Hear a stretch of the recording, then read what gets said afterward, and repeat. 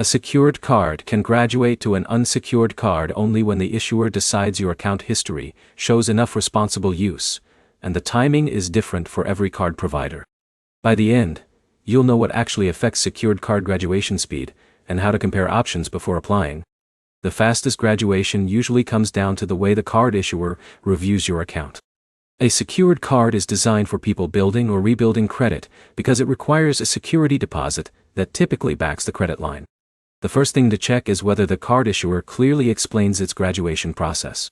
Some issuers automatically review accounts, while others require you to request a review. If the process is unclear, you may spend months building history without knowing what steps are required.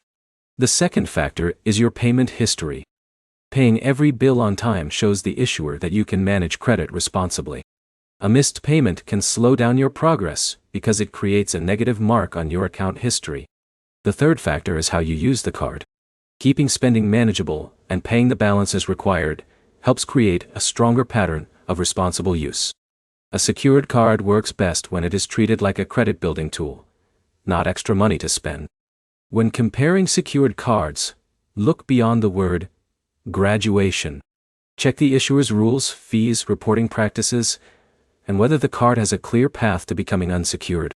A card that promises graduation is not automatically the fastest option. The issuer's review system and your own account behavior both affect the outcome. If you are choosing between secured cards, make a short list of cards with transparent graduation policies.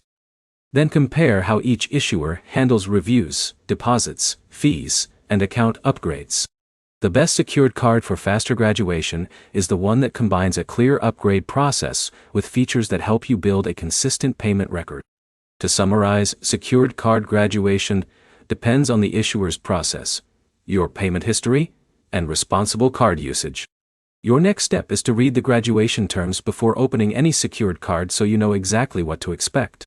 If this helped you compare secured card options, subscribe for more credit building guides and like this video for more practical finance answers.